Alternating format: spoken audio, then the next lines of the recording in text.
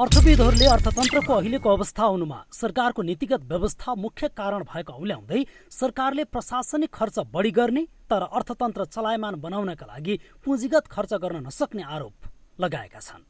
नेपालको कुल गृहस्थ उत्पादन जीडीपीमा ठूलो योगदान गर्ने कृषि र उद्योग जस्ता क्षेत्रको योगदान घट्दो क्रममा रहेकाले पनि अर्थतन्त्रमा समस्या आएको उल्लेख गरेका छन्।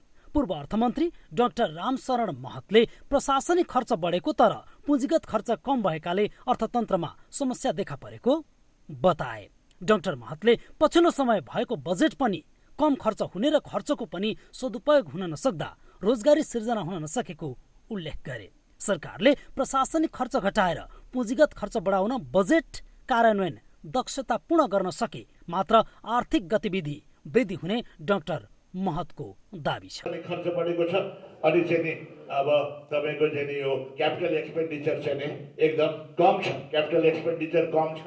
कम भए पनि कम हुँदा हुँदै पनि चाहिँ नि अब जति अब बजेटले चाहिँ नि घोषणा गरेको छ घोषणा गरेको बजेटको पनि चाहिँ नि खर्च हुन सकेको छैन। अहिले अब जति आयोजना जति चाहिँ नि घोषणा गरेको छ जति घोषणा गरेको छ त्यसको 12-15% भन्दा बढ्दा चाहिँ 15-16% भन्दा पनि खर्च भएको छैन। अनि जति खर्च भएको छ त्यो इफिसियन्ट रूपमा चाहिँ नि खर्च पनि भएको छैन। दक्षतापूर्ण ढङ्गबाट खर्च पनि भएको छैन। जति खर्च गर्नुपर्ने हो जति पुँजीगत खर्च गर्नुपर्ने हो पुँजीगत लगानी गर्नुपर्ने हो त्यो पुँजीगत त्यति पनि गरेको छैन। त्यति पनि एलोकेसन गरेको छैन। जति एलोकेसन गरेको छ त्यति पनि खर्च भएको छैन। जति खर्च भएको छ त्यो पनि इफिसियन्ट ढङ्गबाट चाहिँ खर्च भएको छैन। त्यसकारण चाहिँ के भने चाहिँ इफिसियन्सी बढाउनु पर्यो। अर्का पूर्व अर्थमन्त्री सुरेन्द्र पाण्डेले ठूला उद्योगमा लगानी बढाउनका लागि उद्योगका लागि जमिन निशुल्क दिनुपर्ने बताए। 1 अर्बको उद्योग बनाउनका लागि 10 अर्ब रुपियाँको जग्गा किनेर कसैले पनि उद्योगमा लगानी गर्न सक्ने अवस्था नभएको पाण्डेले बताए।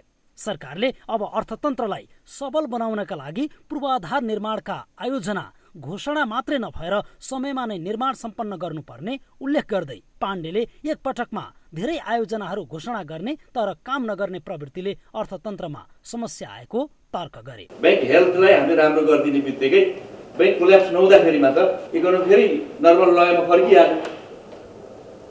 यो स्थिति थियो। त्यसकारणले त्यति ठुलो चिन्ता गर्नु पर्दैन। तर त्यो नयाँ कुरा चाहिँ के हो त भन्दा कतै यो अहिले प्रसङ्ग बसाइरहेको एमसीसी यस कुरासँग कतै यो इन्टरनेसनल रिलेसनसँग रिलेटेड भएर नयाँ क्राइसिसतर्फ देश जाने हो कि होइन यसतर्फको अध्ययन चाहिँ अलिकति तपाईँहरू यो इन्टेलेक्चुअलहरूले चाहिँ या त्यसका चाहिँ अनबायस्ड ढङ्गले यसका प्रभावहरूको बारेमा स्टडी गर्नुपर्ने खाँचो मैले देखिरहेको छु। त्यो भने के भने जस्तो अहिले मैले यसो हेर्दा वर्ल्ड ब्याङ्क एडिबीले हामीलाई निश्चित सहयोग दिने गर्छ। त्यो बढाइ पनि रहेछ विगतमा भन्दा। आइएमएफले पनि केही दिन अगाडि मात्रै पनि केही समय अगाडि $40 करोड हामीलाई चाहिँ स्ट्यान्ड बाई क्रेडिट फेसिलिटी पनि दिएको छ। त्यस्तै अर्थविद प्राध्यापक डाक्टर विश्वम्भर प्याकुरेलले सरकारले अर्धवार्षिक समीक्षामा बजेटको आकार घटाउँदा देशको अर्थतन्त्र संकुचनतर्फ गएको बताए। कोरोनाका कारण मुद्रास्फीति दर बढ्दै गएको र भारतमा गरिएको अध्ययनले 3 महिना अझै मूल्य वृद्धि हुने देखिएको छ र नेपालमा महँगी 2 अङ्कमा पुग्ने दाबी उनले गरे। हामीले इम्पोर्ट रेस्ट्रिक्सन त अहिले गरेका छौँ। यसो मैले डेटा हेर्दाखेरि करिब 18% जति out of during the first phase of import restrictions भनौँ न out of the total trade the percentage share of restricted items चाहिँ नै झन्डै 18.73% छ। त्यसले गर्दाखेरि यो यति घट्नु भनेको त्यसबाट केही मात्रामा पनि फरेन एक्सचेन्ज नेपालमा जम्मा हुनु हो। तर यो लङ टर्मसम्म जान सक्ने कुरा आएन। अहिलेको लिबरल इकोनोमीमा हामीले रेस्ट्रिक्सनलाई मात्रै पोलिसी इन्स्ट्रुमेन्टको रूपमा अगाडि बढाउन सकिँदैन। ग्लोबल्ली के देखिएको छ भन्दाखेरि यो टाइम सिरिज डेटा लिएर गरिएका डिफ्रेन्ट इकोनोमेट्रिक एनालिसिसले पनि यो नन ट्यारिफ बेरियरलाई हामीले घटाउन सक्यौँ भने जिडिपीमा 1.6%ले जिडिपीको ग्रोथ हुन्छ। त्यस्तै राष्ट्रिय योजना आयोगका पूर्व उपाध्यक्ष डाक्टर डिल्लीराज खनालले आयात बढे पनि अर्थतन्त्र माथि जान नसकेको बताए। उनले अहिलेको अर्थतन्त्रको अवस्था हेर्दा 4% पनि आर्थिक वृद्धिदर हुन नसक्ने दावी गर्दै वर्तमान सरकारले बजेट प्रतिस्थापन गर्दा टालटुले ढङ्गले ल्याएकाले पनि अर्थतन्त्रमा समस्या देखा परेको आरोप लगाए। अर्थतन्त्रको माथि उक्सेन, एट द सेम टाइम तपाईँको फरेन एक्सचेन्ज चाहिँ ज्यादैको समस्या बढेर गयो। एट द सेम टाइम अर्थतन्त्रमा 4% पनि ग्रोथ हुँदैन कि भन्ने किसिमको तपाईँको पछिल्लो फोरकास्टमा सरले पनि उल्लेख गर्नुभयो र अहिलेका पछिल्ला प्रवृत्तिहरूले चाहिँ 4% पनि आर्थिक वृद्धि हुँदैन भनेर देखाइरहेको छ।